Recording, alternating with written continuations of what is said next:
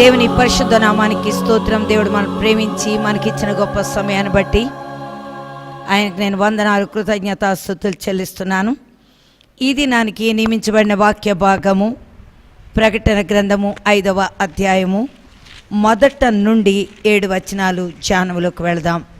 ప్రకటన గ్రంథము 5వ అధ్యాయము 1 నుండి.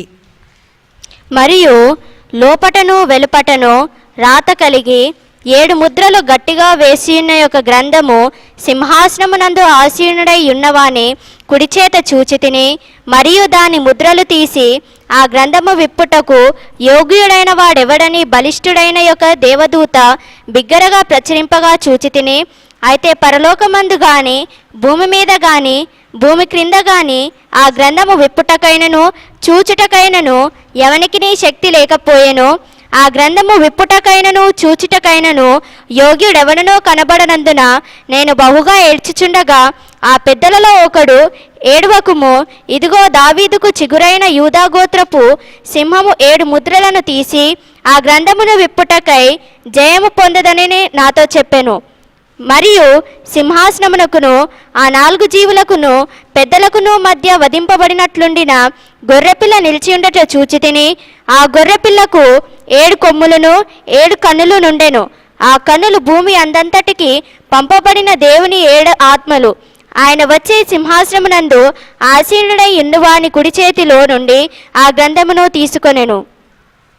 ఆయన దాన్ని తీసుకొనినప్పుడు ఆ 4 జీవులను వీణెలను ధూపద్రవ్యములతో నిండిన సువర్ణ పాత్రలను పట్టుకొని ఉన్న ఆ 24 పెద్దలను ఆ గొర్రెపిల్ల ఎదుట సాగిలపడిరి. ఆ పాత్రలు పరిశుద్ధుల ప్రార్థనలు. ఆ పెద్దలను, నీవు ఆ గ్రంథమును తీసుకొని దాని ముద్రలను విప్పుటకు యోగ్యుడవు, నీవు వధింపబడిన వాడవై నీ రక్తమిచ్చి ప్రతి వంశములోను ఆయా భాషలు మాట్లాడేవారి ప్రజలోను ప్రతి జనములోను దేవుని కొరకు మనుషులను కొని మా దేవునికి వారిని ఒక రాజ్యమును గాను యాజకులను గాను చేసితివి గనుక వారు భూలోకమందు ఏలుదురని క్రొత్త పాట పాడుదురు. ప్రార్థన చేసుకుందాం. శునోభాష్యోనారి కరాసి నాదకడికెర వాష్యందల విరిందర వాషీకర కుందర సీకర కురుందర ఇరిందర సీకర కుందర శీకర కుందర ఇరిందర ఇన్ సెవెస్తా గ్లోరీ హల్లియా స్తోత్రం. దయగల తండ్రి, నా ఆత్మ నీ వశములో ఉన్నది. నేడంతల ఆత్మ నా మీద కుమ్మరించి నా నోటి బొరగా ఉండి మాతో నాతో అందరితో మాట్లాడు. 35 దినాలు ప్రభువా మా మీద గతించిపోతూ వస్తున్నాయి. నీకు వందనాలు తండ్రి. మా ఆత్మను సరిదిద్దు. మరి 5 దినాల్లో మా జీవితాలను సరి చేసుకుని సంపూర్ణమవడానికి కృప అనుగ్రహించు. ఈ సమయం నువ్వు దీవించి నీ వాక్య భాగాన్ని మాకిచ్చి నువ్వు మహిమ పొందాలని కూడని బిడ్డలందరినీ దీవించమని, వినడానికి చెవులు గ్రహించిన జ్ఞానం ఇమ్మని యేసు నామములో అడిగి ప్రార్థిస్తున్నాను తండ్రి, ఆమేన్. దేవుని పరిశుద్ధ నామానికి స్తోత్రం. ప్రభు ఏమంటున్నారు చూద్దాం. మరియు లోపటను వెలుపటను వ్రాత కలిగి 7 ముద్రలు గట్టిగా వేసి ఉన్న ఒక గ్రంథము సింహాసనమునందు ఆసీనుడై ఉండువాని కుడి చేత చూచితిని. దేవునికి స్తోత్రం. ప్రియులారా, దేవుని చేతికి ఒక గ్రంథము ఇవ్వబడ్డది. ఆ గ్రంథము లోపట వెలుపట కూడా వ్రాయబడి ఉన్నది. దేవునికి స్తోత్రం. దాని మీద 7 ముద్రలు వేయబడి ఉన్నాయి. అయితే ఆ గ్రంథాన్ని విప్పడానికి ఎవ్వరికీ శక్తి చాలటలేదు. ఆ గ్రంథము విప్పడానికి అర్హత కావాలి. దేవునికి స్తోత్రం. ఆ అర్హత కలిగిన వ్యక్తి ఎవ్వరూ కనబడటలేదు. అందుకే ఇక్కడ వాక్యం అంతా చెప్తుంది, అది వెలుపట రాయబడింది, లోపట కూడా రాయబడింది. దేవునికి స్తోత్రం. ఏమి రాయబడ్డది? ఏంటది? ఎవ్వరికీ తెలియదు. అది విప్పితేనే కానీ, అది చదివితే కానీ ఎవ్వరికి అర్థమయ్యే పరిస్థితి కాదది. అయితే దేవునికి స్తోత్రం, దాన్ని విప్పడానికి యోగ్యత ఎవ్వరికీ లేక దేవునికి స్తోత్రం ఏమైందో చూద్దాం. మరియు దాని ముద్రలు తీసి ఆ గ్రంథము విప్పుటకు యోగ్యుడైన వాడెవడని బలిష్ఠుడైన యొక్క దేవదూత బిగ్గరగా ప్రచురింపగా చూచితిని. దేవునికి స్తోత్రం. ఒక దేవదూత అంటుంది, ఆ గ్రంథము విప్పడానికి యోగ్యుడైనటువంటి వాడు ఎవరు? ఒక బలిష్టమైన దేవదూత బిగ్గరగా కేక వేస్తుంది. ఈ గ్రంథాన్ని ఎవరు విప్పుతారు? దానికి యోగ్యత ఎవరికి ఉంది? ఒక మానవుని యొక్క చరిత్ర రాయడానికి కానీ, దాన్ని తీయడానికి కానీ యోగ్యత కావాలి. ఒక మనిషి జీవింప చేయటానికి కానీ, మరణింప చేయడానికి కానీ ఒక మనిషి చేతిలో ఇది ఉంది. అయితే దేవునికి స్తోత్రం, ఎవరు యోగ్యులు? ఈ విప్పేటంత అధికారము ఎవరికి ఉందని చెప్పి ఒక బలిష్టమైనటువంటి దేవదూత గట్టిగా కేక వేస్తుందంట. తర్వాత ఏమైంది? అయితే పరలోకమందు గాని, భూమి మీద గాని, భూమి క్రింద గాని ఆ గ్రంథము విప్పుటకైనను చూచుటకైనను ఎవనికి శక్తి చాలలేకపోయిందంట. హల్లెలూయా. కనీసం ఆ గ్రంథాన్ని చూడ్డానికి కూడా అర్హత లేదట, శక్తి లేదంట జనాలకి. దేవునికి స్తోత్రం అన్నాడు, భూమి మీద గాని భూమి క్రింద గాని ఆ గ్రంథము విప్పడానికి ఎవ్వరికి కూడా, దాన్ని చూడడానికి కూడా ఎవ్వరికి కూడా యోగ్యత లేనట్టుగా లేదా శక్తి లేనట్టుగా వాక్యం ఈరోజు మనతో హెచ్చరిక చేస్తున్నది. అంటే ఆ గ్రంథం ఏంటి? అందులో ఏముంది? అంత ప్రత్యేకమైనది ఏంటి గ్రంథం? దేవునికి స్తోత్రం. చూద్దాం, ఇంకా ముందుకు వెళదాం. ఆ గ్రంథము విప్పుటకైనను చూచుటకైనను యోగ్యుడెవడనో కనబడనందున నేను బహుగా ఏడ్చుచుండగా ఆ పెద్దలలో ఒకడు ఏడవకుము ఇదిగో దావీదునకు చిగురైన యూదా గోత్రపు సింహము 7 ముద్రలను తీసి ఆ గ్రంథము విప్పుటకై జయము పొందదనని నాతో చెప్పెను. దేవునికి స్తోత్రం. ఇక్కడ దర్శనము చూస్తున్నటువంటి పరిశుద్ధుడైనటువంటి పద్మాసు ద్వీపంలో ఉన్న యోహాను ఏడుస్తున్నాడు. ఎవరు ఈ గ్రంథాన్ని విప్పుతారు? ఎవరున్నారు? భూలోకంలోనూ లేరు, ఇటు పరలోకంలోనూ లేరు, ఎక్కడా లేరు.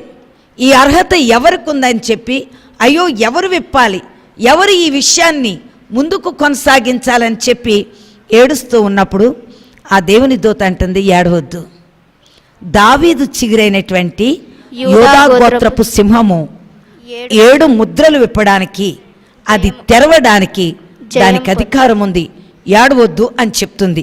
దేవుని స్తోత్రం. ఇప్పుడు మనకి ఏదైనా ఒక సంగతి జరిగిందనుకోండి, ఏదన్నా జరగబోతుంది అనుకోండి, జరగబోతున్న విషయాన్ని ఒకవేళ దాచేసామే అనుకోండి, అప్పుడు మన మనసు ఎలాగుంటుంది? నాకేం జరుగుతుందో చెప్పు అబ్బా, చెప్పు, అసలు ఏం జరిగిందో చెప్పు, ఆతృత కదా, అది తెలుసుకోవాలి, అది చూడాలి, ఏం జరగబోతుందో అనేటటువంటి ఒక ఆతృత మనకు వస్తూ ఉంటుంది. అలాంటి పరిస్థితిలో ఇక పద్మాసు ద్వీపంలో ఉన్నటువంటి యోహాను అది తెలుసుకొని, అది ఏం జరగబోతుందో భూలోకములో, ఈ ఆకాశము భూమి మధ్య ఏమి జరగబోతుందో తెలుసుకుంటే ఎంత బాగుండును అనేటటువంటి ఒక ఆశ, ఒక ఆతృత కనపరిచి, దానికి ఎవ్వరూ తెరవలేరన్నప్పుడు ఈయన ఏడుస్తున్నప్పుడు దేవునికి స్తోత్రం, వెంటనే దూత అంటుంది, ఏడవద్దు, ఆ 7 ముద్రలు విప్పడానికి యూదా గోత్రపు సింహము ఆ గ్రంథము విప్పడానికి అధికారం పొంది ఉంది, నువ్వేడవద్దని చెప్తుంది. తర్వాత ఏమైంది? మరియు సింహాసనమునకును ఆ 4 జీవులకును పెద్దలకును మధ్యను వధింపబడినట్లుండిన, దేవుని స్తోత్రం, సింహాసనమునకును ఆ 4 జీవులకును పెద్దలకును మధ్యన వధింపబడినట్లుండిన గొర్రె పిల్ల నిలిచి ఉండుట చూచి తిని. హల్లెలూయా. దేవునికి స్తోత్రం ప్రియులారా. 12 మంది పెద్దలు, రెండవది దేవునికి స్తోత్రం 4 జీవులు, ఆ మధ్య గొర్రెపిల్ల వధించబడిన భూలోకానికి జన్మ కర్మ పాపము తీసినటువంటి అర్హత కలిగినటువంటి ఈ గొర్రెపిల్ల వారి మధ్య ఉండటం యొక్క దర్శనంలో చూస్తున్నాడు. దేవునికి స్తోత్రం. తర్వాత ఏమైంది? ఆ గొర్రె పిల్లకు 7 కొమ్ములను 7 కన్నులు ఉన్నాయి. దేవునికి స్తోత్రం ప్రియులారా. ఈ 7 కొమ్ములు 7 సంఘాల సూచనగా ఉంది. 7 కన్నులు 7 దీపాల సూచనగా ఉంది. దేవునికి స్తోత్రం. ఆయన యొక్క దృష్టి, ఆయన చూస్తుంటే 7 కొమ్ములు 7 కన్నులు కలిగి ఉన్నాయట. ఆ కన్నులు భూమి అందంతటికి పంపబడిన దేవుని 7 ఆత్మలు యొక్క 7 ఆత్మలు. హల్లెలూయా. దేవునికి స్తోత్రం ప్రియులారా. ఈ భూలోకానికి పంపించినటువంటి 7 దీపాలు, 7 కన్నులు, దేవునికి స్తోత్రం, దేవుని యొక్క 7 ఆత్మలు అక్కడ సంచారం చేస్తూ ఉన్నాయంట. దేవునికి స్తోత్రం. మొత్తం ప్రపంచం అంతటినీ కూడా ఈ 7 కన్నులు చూస్తూ ఉన్నాయి. మనమేమనుకుంటామంటే మందిరంలో కూర్చొని ఎవరికి కనపడుతున్నాం? మనం ఎవరికి కనపడం అనుకుంటాం. కిందకి దించుతాం, మాట్లాడుతూ ఉంటాం, అడి చేస్తాం, ఇడి చేస్తాం, అట్టించేస్తాం, ఎవరికి కనపడం అనుకుని. కానీ ఈ 7 నేత్రాలకి మరుగన్నదేది లేదంట. దేవునికి స్తోత్రం ప్రియులారా. మరుగు లేదు, అన్నీ చూస్తుంది, అన్ని కోణాల్లో చూస్తుంది, ప్రతి ఒక్కరిని చూస్తుంది, వారి వారి హృదయ అంతరంగములో దూరి చూస్తుంది. దేవునికి స్తోత్రం. తర్వాత ఏమైంది? ఆయన వచ్చి సింహాసనమునందు ఆసీనుడై ఉండువాని కుడి చేతిలో నుండి ఆ గ్రంథము తీసుకున్నాడట. హల్లెలూయా. దేవునికి స్తోత్రం ప్రియులారా. మరి తీసుకుని ఆయన దానిని తీసుకొనినప్పుడు ఆ 4 జీవులు వీణెలను ధూప ద్రవ్యములతో నిండిన సువర్ణ పాత్రలను పట్టుకొని ఉన్న ఆ 24 పెద్దలను ఆ గొర్రెపిల్ల ఎదుట సాగిలపడ్డారు. హల్లెలూయా. దేవునికి స్తోత్రం. గ్రంథము తెరవక ముందు ఎవరైతే సింహాసనములో ఆసీనుడై ఉన్నారో ఆయన కూర్చున్నటువంటి ఆయన దగ్గరకు వెళ్ళి ఆ యొక్క దేవునికి స్తోత్రం ఆ యొక్క గ్రంథాన్ని తీసుకుని విప్పే ముందు ఇక్కడ జరుగుతున్నది మనం చూస్తున్నాం. ఆ 4 జీవులు ఏం చేస్తున్నాయంట? వీణెలను ధూప ద్రవ్యములతో నిండిన పాత్రలను పట్టుకొని ఉన్న ఆ 24 పెద్దలు ఆ గొర్రెపిల్ల ఎదుట సాగిలపడి ఈ పాత్రలు పరిశుద్ధుల ప్రార్థనలు. దేవునికి స్తోత్రం. ఆ పాత్రలు పరిశుద్ధులు చేసినటువంటి పాత్రలని చెప్తున్నాడు. దేవునికి స్తోత్రం. తర్వాత ఆ పెద్దలు నీవు ఆ గ్రంథమును తీసుకొని దాని ముద్రను విప్పుటకు నీవు యోగ్యుడవు, నీవు వధింపబడిన వాడవై నీ రక్తమిచ్చి ప్రతి వంశములోను ఆయా భాషలు మాట్లాడు వారిలోను ప్రతి ప్రజలోను ప్రతి జనములోను దేవుని కొరకు మనుషులను కొని మా దేవునికి వారిని ఒక రాజ్యము గాను యాజకులను గాను చేసితివి. దేవునికి స్తోత్రం. ఈరోజు ఆ రక్తాన్ని ప్రోక్షించి ప్రజల కొరకు జన్మ కర్మ పాపము తీసి ప్రపంచమంతటిలో ప్రతి భాష మాట్లాడేవారు, ప్రతి వంశములో వారు, ఆయా జాతుల ప్రజలు అందరి కొరకు కూడా రక్తము కార్చి ఆ ఆత్మలను ఈయన కొనుక్కున్నాడు గనక ఈయనకి ఆ అర్హత ఉంది. మిగిలిన వారు ఎవ్వరు కూడా తమ రక్తాన్ని ఇవ్వలేదు, ఆత్మలను కొనుక్కోలేదు గనక ఆ అర్హత వారికి లేదు. అందుకే ఈ గ్రంథాన్ని విప్పడానికి ఈయన ఒక్కడే యోగ్యుడు, మిగిలిన వారెవ్వరు కూడా యోగ్యత లేనటువంటి వారే. హల్లెలూయా, హల్లెలూయా. నా గ్రంథాలు తెరవడానికి, నా గ్రంథాన్ని రాయడానికి అర్హత ఆయనకొక్కనికే ఉంది. అయితే దేవునికి స్తోత్రం ప్రియులారా. ఈరోజు దేవుని వాక్యం మనకి హెచ్చరిక చేసి మాట్లాడుతుంది. చూద్దాం. యెహెజ్కేలు 2వ అధ్యాయము 9వ వచనం చూద్దాం. యెహెజ్కేలు 2వ అధ్యాయం 9, 10 వచనాలు చూద్దాం. నేను చూచుచుండగా గ్రంథము పట్టుకొనిన ఒక చెయ్యి నా యొద్దకు చాపబడెను. ఆయన దాని నా ముందర విప్పగా అది లోపటను వెలుపటను రాయబడినదై ఉండెను. మహావిలాపమును మనోదుఃఖమును రోదనమును అని అందులో రాయబడి ఉంది. హల్లెలూయా. దేవునికి స్తోత్రం. ప్రియులారా, నేను చూచుచుండగా ఇక్కడ యెహెజ్కేలు కూడా దర్శనం కనబడుతుంది. జరగబోయే విషయాలు యెహెజ్కేలుకి దేవుడు చూపిస్తున్నాడు. అయితే ఆయన కూడా చూచుచున్నప్పుడంట, దేవుని స్తోత్రం, గ్రంథమును పట్టుకున్న ఒక చెయ్యి నా యొద్దకు చాపబడింది. హల్లెలూయా. దాని వెలుపట లోపట కూడా వ్రాయబడి ఉన్నది. దానిపైన మనోవిలాపము మహారోదన అని రాసి ఉంది. ఎవరు ఈ రోదన చేయబోతున్నారు? ఎవరు విలపించబోతున్నారు? దేవునికి స్తోత్రం. ప్రియులారా, ఇక్కడ నా గ్రంథాలు సిద్ధముగా ఉన్నాయి. ఎవరి జీవితానికి వారికి ఒక గ్రంథము రాయబడి ఉంది. ఒకరోజు దేవుని తీర్పు దినము రోజుని ఈ గ్రంథాలు తెరిచి మనము చేసిన ప్రతి క్రియ అందులో రాయబడబోతున్నది. హల్లెలూయా. అవి చదువుతున్నప్పుడు రహస్య ప్రతి పాపము, మోసకరమైన ప్రతి క్రియ, జరిగించిన ప్రతి అపవిత్రత అవి తెరవబడబోతున్నాయి. దేవునికి స్తోత్రం. ప్రియులారా, అందుకే వాక్యం ఈ గ్రంథాలు తెరవడానికి విప్పడానికి కూడా ఎవరికి యోగ్యత ఉంది? ఆయన ఒక్కడికే. హల్లెలూయా. అందుకనే దేవుడు ఈరోజు మనతో మాట్లాడుతున్నాడు. నీకు చెప్పబడిన వాక్య ప్రకారముగా నీవు జరిగించిన క్రియలు, దేవుని వాక్యానికి వ్యతిరేకంగా నువ్వు జరిగించిన ప్రతి క్రియ ఆ గ్రంథములో రాయబడబోతున్నది. అది చదివినప్పుడు మనోవిలాపము మహారోదన మన జీవితంలో రాబోతుందని వాక్యం మనకి ఇక్కడ హెచ్చరిక చేస్తున్నది. ప్రతి మనిషికి 2 గ్రంథాలు ఉన్నాయి. ఒకటి జీవ గ్రంథము, ఇంకొకటి మనము చేసిన క్రియలు. దేవునికి స్తోత్రం. జాగ్రత్తగా ఆలోచన చేయి. మాట్లాడిన ప్రతి మాట దేవుని సన్నిధిలో లెక్కలోకి రాబోతున్నది. ప్రతి చూపు లెక్కలోకి రాబోతున్నది. ప్రతి బ్రతుకు లెక్కలోకి రాబోతున్నది.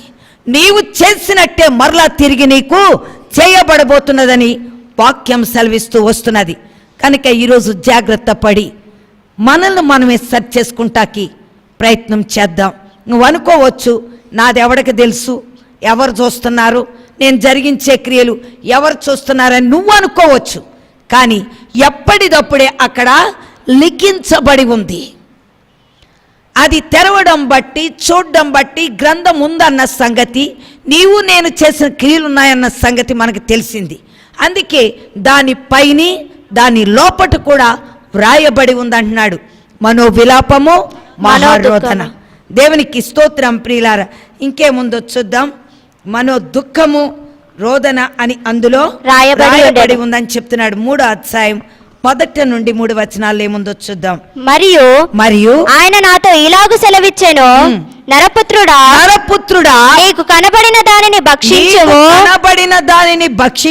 ఈ గ్రంథమును భక్షించి ఇశ్రాయేలు యొద్దకు పోయి వారికి ప్రకటన చేయుము. నేను నోరు తెరవగా ఆయన ఆ గ్రంథము నాకు తినిపించి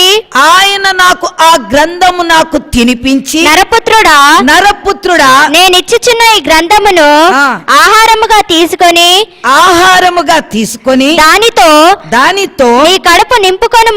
నీ కడుపు నింపుకొనుమని నాతో సెలవీయగా నేను దాన్ని భక్షించి తిని అది నా నోటికి తేనె వలె మధురముగా ఉంది. హల్లెలూయా. దేవునికి స్తోత్రం. ప్రియులారా, దేవుడు చెప్తున్నాడు, దేవునికి స్తోత్రం, నువ్వు పట్టుకెళ్ళి ఈ గ్రంథాన్ని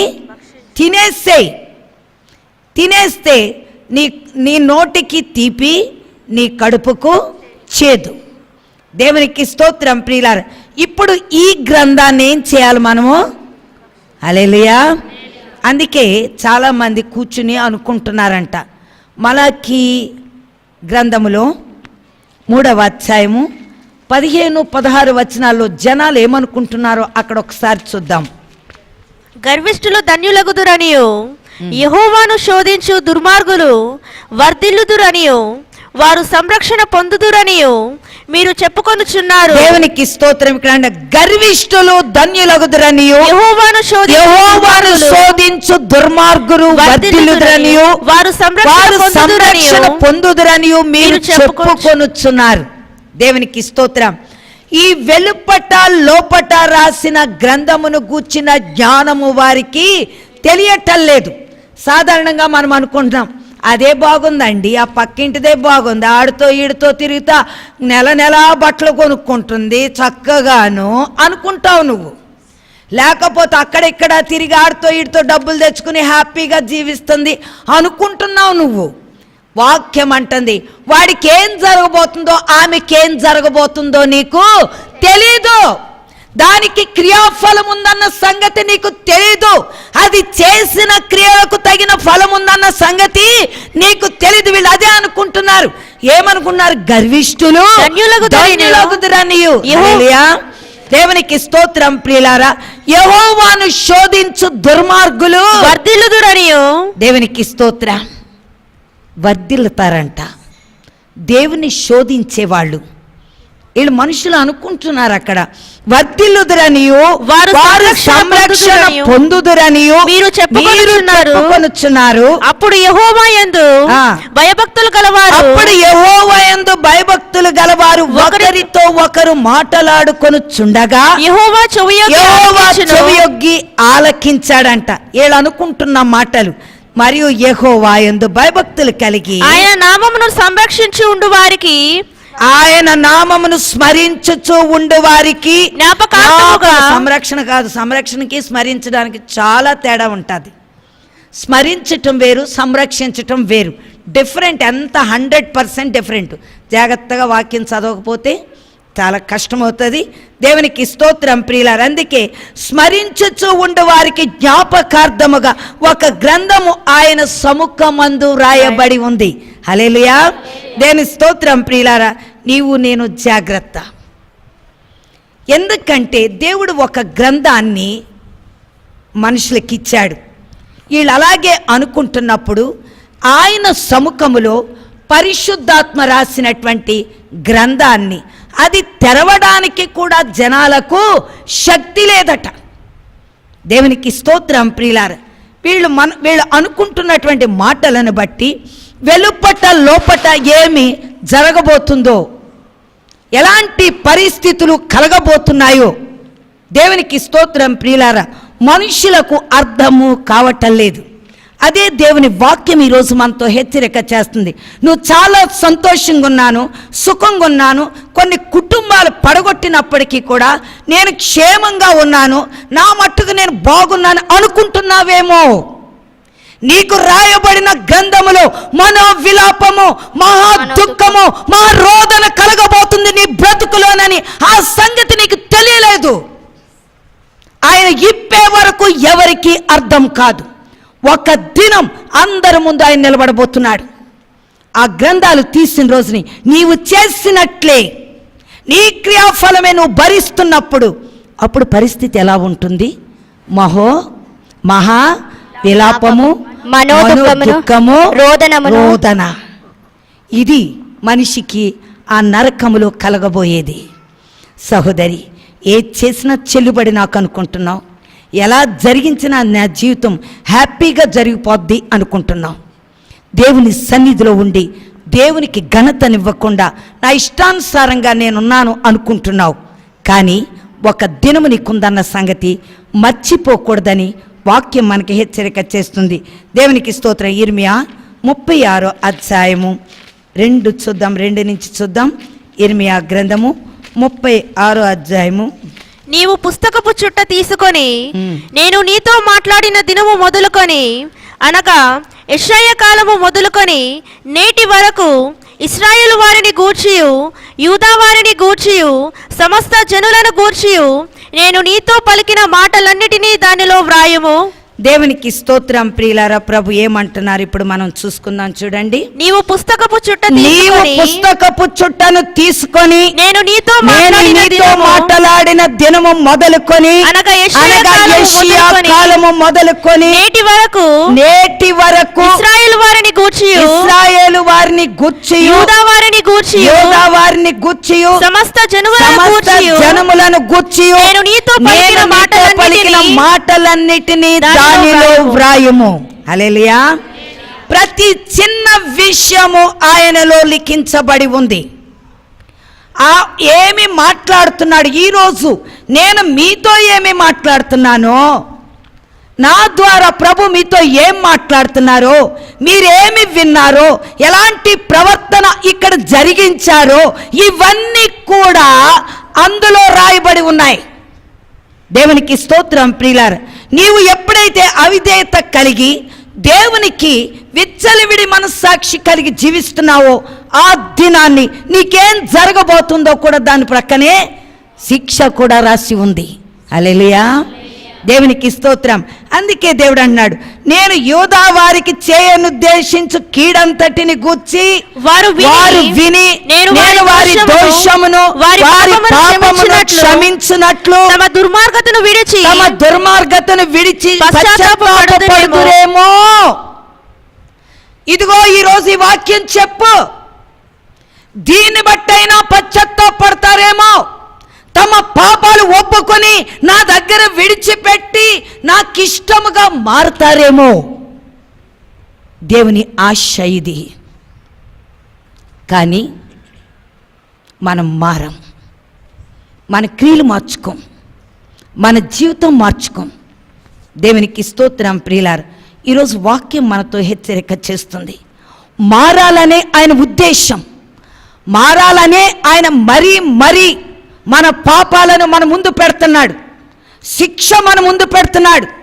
అయినను మన జీవితంలో మార్పు అన్నది మనకి కనబడటలేదని చెప్తున్నాడు. దేవునికి స్తోత్రం. ఏమంటున్నాడు?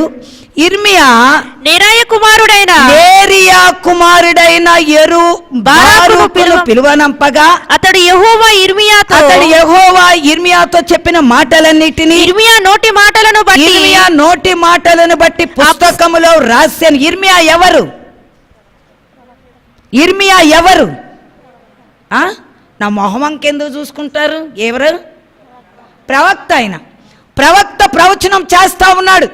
ఏమేమి ఈ స్థలంలో జరగబోతున్నాయి, ఎలాంటి పరిస్థితులు రాబోతున్నాయి అని ఆయన ప్రవచిస్తున్నప్పుడు ఇక్కడ బారూక్ ఏం చేస్తున్నాడు? వాటిని రాసుకుంటూ ఉన్నాడు. అతను రైటర్. హల్లెలూయా. అతను రైటర్ కనుక ఆయన రాస్తా ఉన్నాడు. రాసి ఏం చేశాడు? ఇర్మియా బారాకునకు ఇలాగూ ఆజ్ఞ ఇచ్చెను, నేను యెహోవా మందిరములోకి రాకుండా నిర్బంధించబడి తిని, కాబట్టి నీవు వెళ్ళి ఉపవాస దినమున యెహోవా మందిరములో ప్రజలకు వినపడునట్లుగా చెప్పగా నీవు పుస్తకములో వ్రాసిన యెహోవా మాటలను చదివి వినిపించుము. తమ పట్టణముల నుండి వచ్చు యూదా ప్రజలందరికీ వినపడినట్లుగా వాటిని చదివి వినిపించవలెను. ఒకవేళ వారి విన్నపములు యెహోవా దృష్టికి అనుకూలమగునేమో, ఒకవేళ వారు తమ చెడు మార్గము విడుతురేమో, నిజముగా ఈ ప్రజల మీదకి ఉగ్రతను మహాకోపమును వచ్చునని యెహోవా ప్రకటించి ఉన్నాడు. హల్లెలూయా. అందుకే దేవుడు ఏది చెప్పినా మనుషులు మారాలని, తమ క్రియలు తమ బ్రతుకు మార్చుకోవాలని దేవుడు తన యొక్క దైవ జనుల ద్వారా వాక్యము ద్వారా హెచ్చరిక. ఎందుకంటే ఆయన్ని లోనకు రానివ్వటలేదు. కారణం ఇలాగే చెప్తాడు, అందరినీ చచ్చిపోతారని చెప్తాడు, లేకపోతే అందరికి రోగాలు వస్తాయని చెప్తాడు. దేవుడు అలా చేస్తాడా? రాకు అనేసి ఆయన్ని బయట పెట్టేశారు. అయితే కానీ దేవుడు తనతో మాట్లాడే ప్రతి మాట బారూకుకు చెప్తున్నాడు, అయ్యా ఇక్కడ జరగబోయే కీడిది, ఇది ఒకవేళ చుట్టుపక్కల ఉన్న ఊరోళ్ళందరూ వస్తారు కదా, ఆ సమయంలో నువ్వు ఇది చదువు, నువ్వు చదివితే కనీసం మనస్సు మార్చుకునైనా తమ పాపాలు విడిచిపెట్టి నా తట్టు తిరుగుతారేమో అని. దేవునికి స్తోత్రం ప్రియులారా. వెంటనే బారూకు అక్కడికి వెళ్ళాడు. ఏం జరిగిందో చూద్దాం. ప్రవక్త అయిన ఇర్మియా తనకు ఆజ్ఞ ఇచ్చినట్టు నెరియా కుమారుడైన బారూకు గ్రంథము చేత పట్టుకొని యెహోవా మాటలన్నిటిని మందిరములో చదివి వినిపించెను. దేవునికి స్తోత్రం. యూదా రాజని యోషియా కుమారుడగు యెహోయాకీము ఏలుబడి యందు 5వ సంవత్సరము 9వ నెలన యెరూషలేములో ఉన్న ప్రజలందరూ, యోధా పట్టణంలోండి యెరూషలేమునకు వచ్చిన ప్రజలందరూ యెహోవా పేరిట ఉపవాసము చాటింపగా బారాకు యెహోవా మందిరములో లేఖీయుడైన షాఫాను కుమారుడైన గమరియా గదికి పైగానున్న శాలలో యెహోవా మందిరపు గదికి పైగానున్న శాలలో యెహోవా మందిరపు క్రొత్త ద్వారము ప్రదేశమందు గ్రంథములో నుండి ప్రజలందరూ వినినట్లు ఇర్మియా చెప్పిన మాటలను గ్రంథములో నుండి చదివి వినిపించాను. దేవునికి స్తోత్రం. ఇవన్నీ కూడా చెప్తా ఉన్నాడు, ఆయన రాసినవన్నీ కూడా. దేవునికి స్తోత్రం. అప్పుడు ఏమైంది? షాఫాను కుమారుడైన గమరియా కుమారుడగు మికాయా గ్రంథములోని యెహోవా మాటలన్నిటిని విని రాజనగరులోనున్న లేఖీకుని గదిలోనికి వెళ్ళగా ప్రధానులందరూ లేఖీయుడైన ఎలీషాను, షమాయా కుమారుడైన దెలయ్య, అక్బోరు కుమారుడైన ఎల్నాతాను, షాఫాను కుమారుడైన గెమర్యా, హనన్యా కుమార్ సిద్దికే అని వారు ప్రధానులందరూ అక్కడ కూర్చుండి ఉన్నారు. దేవునికి స్తోత్రం ప్రియులారా. అక్కడ ఈ గ్రంథము విప్పబడింది, ఈ సంగతులన్నీ కూడా చెప్పబడినాయి. దేవుని స్తోత్రం. 20వ వచనంలో చూద్దాం, ఏముందో చూద్దాం. శాలలో ఉన్న రాజునద్దకు తామే వెళ్ళి ఆ మాటలన్నిటిని రాజు చెవులలో వినిపించిరి గాని ఆ పుస్తకపు చుట్టను లేఖికుడైన ఎలీషామా గదిలో దాచిపెట్టిరి. ఆ గ్రంథమును తెచ్చుటకు రాజు యెహూదిని పంపగా అతడు లేఖికుడైన ఎలీషామా గదిలో నుండి దాన్ని తీసుకొని వచ్చి రాజు వినికిడిలోను రాజునతకు నిలిచిన అధిపతులందరి వినికిడిలోను దాన్ని చదివాను. దేవునికి స్తోత్రం. అందరి ముందు అది చదవబడ్డది. అక్కడ జరుగుతున్న పాపము, రాబోయే కీడు, ఏమి చేయబోతున్నాడో దేవుడు అవన్నీ చదివితే ఏం చేశాడు అక్కడ రాజు? చూడండి. 9వ మాసమున రాజు శీతకాలపు నగరులో 23 నుంచి చదువమ్మా. యెహూది 3-4 పుటములు చదివిన తర్వాత రాజు చాకుతో దాన్ని కోసి కుంపటిలో వేయగా ఆ కుంపటిలోనున్న అగ్ని చేత అది బొత్తిగా కాలిపోయాను గాని రాజైనను ఈ మాటలన్నిటిని వినిన అతని సేవకులలో ఎవరైనాను భయపడలేదు, తమ బట్టలు చింపుకొనలేదు. నిస్సంగములాగా ఎవ్వడికి భయము లేదు, బట్టలు చింపుకోలేదంట. ధీమాగా ఉన్నారు. మాకేం కాదు, మాకేం భయం లేదు. చాలామంది దైవ వాక్యానికి భయపడరు. సేమ్ మనిషి, ఏం భయపడవలసిన అవసరం లేదు. మనం దేవుడు దయగలవాడు, కనికరము గలవాడు. మనం చేసే పనులన్నీ చేద్దాం, మనం జరిగించే క్రియలన్నీ జరిగించేద్దాం, మనకేంటి బాధ అన్నట్టుగా వాళ్ళు ఏం చేశారంటే ఎవరూ భయపడలేదు, బట్ట చింపుకోలేదు. రెండోది చాకుతో దాన్ని కోసి కుంపట్లో వేసేసాడంట. ఈరోజు నా సహోదరి సహోదరుడా, నిశ్చయముగా దేవునికి నువ్వు భయపడనట్టయితే రాబోయే హింస, అందుకే మనోవిలాపము, మహాదుఃఖము, రోదన, ఈ 3 మనిషికి సంభవించబోతున్నాయి. ధైర్యంగా ఉన్నావేమో, ఎలా జరిగితే అలా జరుగుతుంది అనుకున్నావేమో, నిశ్చయముగా భయంకరమైన స్థితి రాబోయే కాలంలో ఉన్నదన్న సంగతి మర్చిపోకూడదని దేవుడు మనతో హెచ్చరిక చేస్తున్నాడు.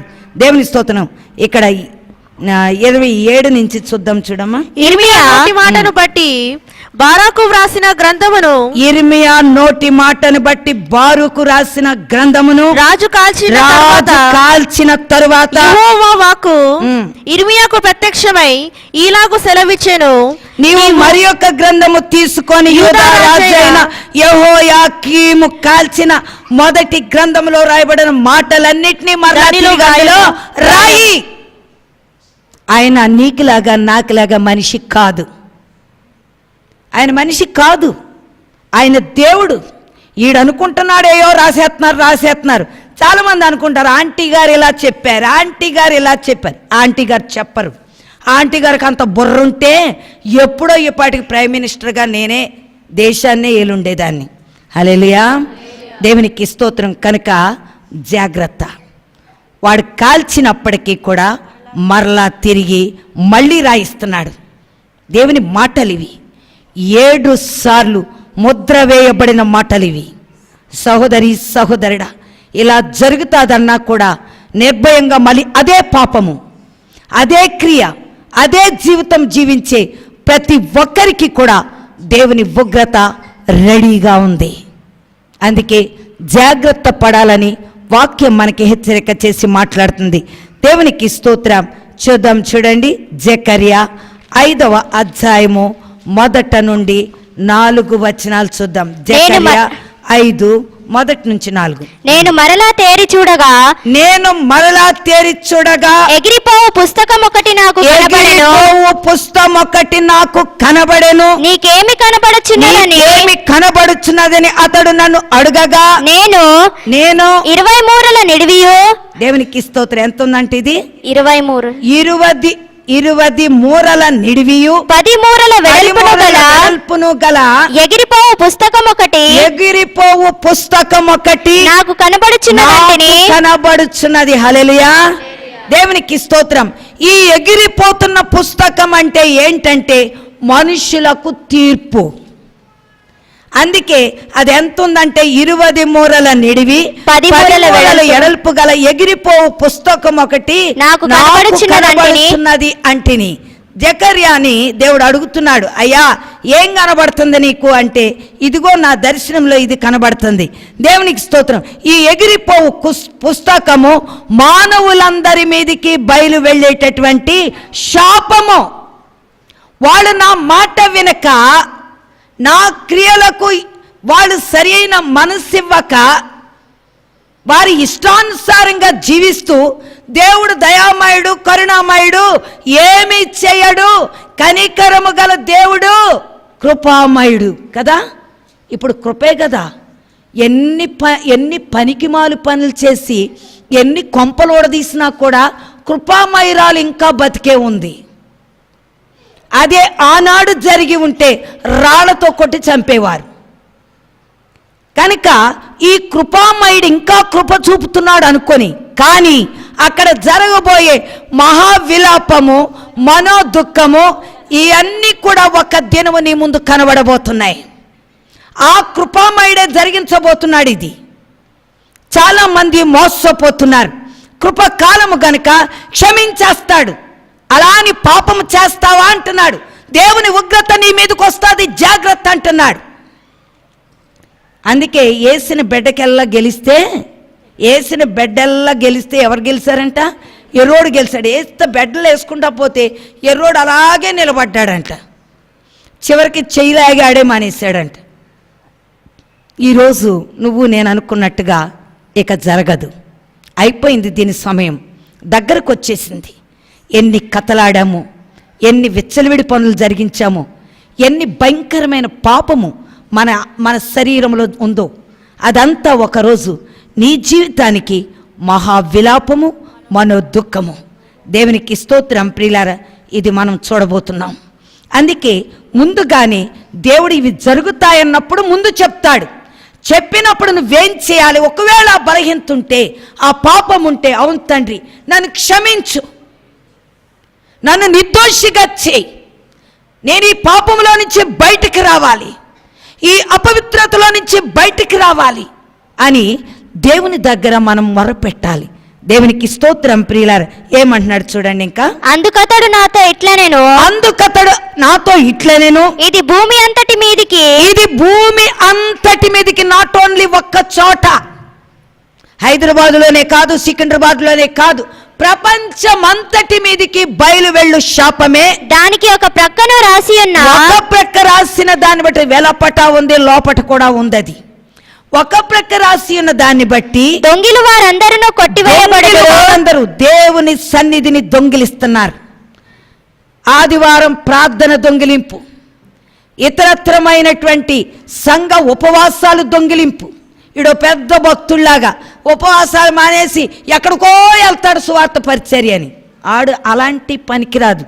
ఒక మందిరం ఏర్పాటు చేసుకున్నాక నిశ్చయముగా నువ్వు జాగ్రత్తగా ఉండాలి. అందుకే అంటాడు దేవుడు ఆ నియామక కూటములకు రారు గనుక అంటున్నాడు. ఉపవాస కూడికకి రారు, నియామక కూటాలకి రారు కనుక నా ఉగ్రత వారి మీద తీర్చుకుంటానంటాడు. దేవునికి స్తోత్రం. కంపల్సరీ అది. అందుకే దేవుడు ఈరోజు మనతో మాట్లాడుతున్నాడు. దేవుని స్తోత్రం. ఎన్నిసార్లు దేవుని దినాలు దొంగిలించాం, ఎన్నిసార్లు దేవుని సమయాన్ని దొంగిలించాం. అందుకే వాక్యం మనతో హెచ్చరిక చేస్తుంది. ఇక్కడ అంటున్నాడు ఒక ప్రక్క రాసిన దాన్ని బట్టి దశమ భాగాలు దొంగిలించాం. అది కూడా నాశనానికి వెళ్ళేదే. అందుకే వాక్యం నీకు నాకు కూడా చెప్తూ వస్తున్నది. తర్వాత ఏమన్నాడు? రెండవ ప్రక్కను రాసి ఉన్న దాన్ని బట్టి అప్రమాణికులందరూ కొట్టివేయబడుదురు. ప్రమాణాలు చేసి అప్రమాణాలు, ప్రమాణానికి వ్యతిరేకమైనది అప్రమాణం, దొంగ ప్రమాణాలు, అబద్ధ ప్రమాణాలు, ఇవి చేసేవారు కూడా రెండవ దాన్ని రాసిన దాన్ని బట్టి అప్రమాణికులందరూ కొట్టివేయబడుదురు. రోగం రాగానే మొక్కుబళ్ళు, తండ్రి నాయన నీ సేవే చేసుకుంటాను నాయన, నీకు సాక్ష్యం నాయన ఇక నా ఉద్యోగం వద్దు, ఏమొద్దు నాయన, ఉద్యోగం అవతల పెట్టేసి ప్రభువా తండ్రి బ్యాగ్ వేసుకుని గుడుసుకి సువార్త చెప్తాను అంతే. కొంచెం ఆరోగ్యం రాగానే ఇప్పుడు కాలేజీ అయిపోతేనండి, లేకపోతే ఈ ఆఫీస్ అయిపోతేనండి, ఇవన్నీ అయిపోతే దాని తర్వాత నేను పరిచర్య చేస్తా. ఎప్పుడు? సెలవుల్లోను. దేవుడికి మరుగా, ఆయనకు మరుగన్నది ఎదులు. ఒరే కొడుక, నాతో చేసిన ప్రమాణం ఏంటి, నువ్వు జరిగించే విధానం ఏంటి? నేను మూర్ఖున్నా అజ్ఞాన్నా? దేవునికి స్తోత్రం. అంత భయంకరమైన స్థితి నుంచి తప్పిస్తే ఆయన దగ్గర చేసిన ప్రమాణాలన్నీ ఏమైపోయినాయి? అప్రమాణాలుగా మారిపోయినాయి. నా సహోదరి, సాతాను చాలా తెలివిగలది, చాలా జ్ఞానము గలది. ఇట్టే నిన్ను మోసం చేయగలదు, ఇట్టే నిన్ను గోతిలో దింపగలదు. జాగ్రత్త పడు. మనము జ్ఞానము లేని పద్ధతుల్లో వెళ్ళకూడదు. దేవునికి మనం భయపడాలి. ఒక భర్తకి ఒక భార్య భయపడుతుంది, ఒక భార్యకు ఒక భర్త భయపడతాడు. మరి దేవునికి ఎందుకు భయపడం? ఏమో ఇలా చేస్తుంది, ఏమంటుందో లేనిపోంది, దాని దగ్గరే సంప్రదిస్తే మంచిది కదా అనుకుంటాడు. ఏమో ఇలాగంటే ఆయన ఏమంటాడు, ఆయనతో సంప్రదిస్తే మంచిది కదా అని ఇద్దరు అనుకుంటారు. అలాంటప్పుడు దేవునితో ఎందుకు సంప్రదించవు? అంతకన్నా ఉన్నతమైన వాడు కదా దేవుడు. ఈ తప్పు ఈ పాపం నేను చేస్తున్నానే, దేవా నాకే శిక్ష వస్తుందో, ఎలాంటి స్థితిగతులు నన్ను వెంటాడతాయో, అయ్యో ప్రభువా నన్ను క్షమించు, నేను ఈ పాపం జరిగించనని ఎందుకు దేవునితో నువ్వు సంప్రదించవు? ఈరోజు దేవుని మాట నీతో నాతో మాట్లాడుతుంది. దేవుని స్తోత్రం. ఒక పక్క దొంగిన వారు, ఇంకో పక్కని అప్రమాణికులు. దేవునికి స్తోత్రం. ఇంకేమంటున్నాడు? కొట్టివేయబడుదురు. ఇదే సైన్యములకు అధిపతియగు యెహోవా వాక్కు, నేనే దాన్ని బయలుదేరజేయుచున్నాను. అది దొంగల ఇండ్లలోను నా నామమును బట్టి అబద్ధ ప్రమాణము చేయు వారి ఇండ్లలోను ప్రవేశించి వారి ఇండ్లలో ఉండి వాటిని వాటి ధూళములను రాళ్లను నాశనము చేసేస్తాను నేను. హల్లెలూయా. చాలా జాగ్రత్త. అందుకే మహా విలాపము, మనోదుఃఖము. దేవునికి స్తోత్రం. మహా రోదన, మూడు భయంకరమైనవే. అవి మనల్ని వెంటాడబోతున్నాయి. ఇప్పుడు తిన్న తిండి కాదు, కట్టుకున్న బట్టలు కాదు, ఇవి కాదని కూడా వచ్చేయి. ఇందులో ఏది రాదు, ఏది రాదు ఇందులో. కనుక జాగ్రత్త పడకపోతే నిశ్చయముగా కఠినమైన శిక్ష కిందకి నువ్వు రాబోతున్నావని వాక్యం మనతో హెచ్చరిక చేస్తుంది. దేవునికి స్తోత్రం. చూద్దాం 10వ అధ్యాయం 8 నుండి 11 వచనాలు. 10వ అధ్యాయము 8. నేను వారిని విమోచించి ఉన్నాను గనుక వారిని ఈలవేసి పిలిచి సమకూర్చెదను. మునుపు నేను వారిని విమోచించి ఉన్నాను గనుక వారిని ఈలవేసి పిలిచి సమకూర్చెదను. మునుపు విస్తరించినట్లు వారు విస్తరించుదురు. అన్యజనులలో నేను వారిని విత్తగా దూరదేశములో వారు నన్ను జ్ఞాపకము చేసుకొందురు. వారును వారి బిడ్డలను సజీవులై తిరిగి వత్తురు. దేవునికి స్తోత్రం. ప్రియులారా, ఈ రోజు ఎవరినైతే దేవుడు విమోచిస్తున్నాడో వారిని ఈలవేసి పిలుచుకుంటాడంట. ఈరోజు ఎవరైతే దేవుని మాట కాదని అహంకారము బూని గర్వముతోనూ, లేకపోతే ఏముందులే అలాగే చెప్తారులే వాళ్ళ మాటలు మనం వినేదేంటి అనుకుని వెళ్ళినట్లయితే కఠినమైన శిక్షకి దేవుడు అప్పజెప్పబోతున్నాడు. అందుకే జాగ్రత్తని వాక్యం మనకి ఈరోజు హెచ్చరిక చేసి మాట్లాడుతూ వస్తుంది. ద్వితీయోపదేశ కాండము, దేవునికి స్తోత్రం, 28వ అధ్యాయము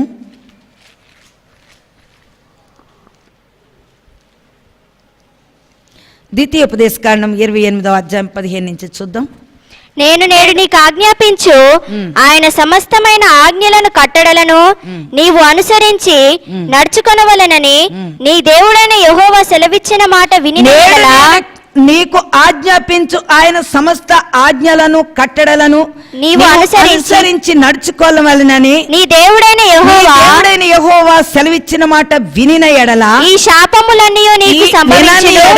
వినని ఎడల ఈ శాపములన్నీ నీకు సంభవించును. పట్టణములో నీవు శపించబడదు, పొలములో నీవు శపించబడదు. నీ గంపయు పిండి పిసుకు, నీ తొట్టి కూడా శపించబడబోతున్నది. దేవునికి స్తోత్రం. శాపగ్రస్తమైన జీవితం. నువ్వు ఒక మందిరం పెడితే మందిరములో మనుషులు ఉండరు.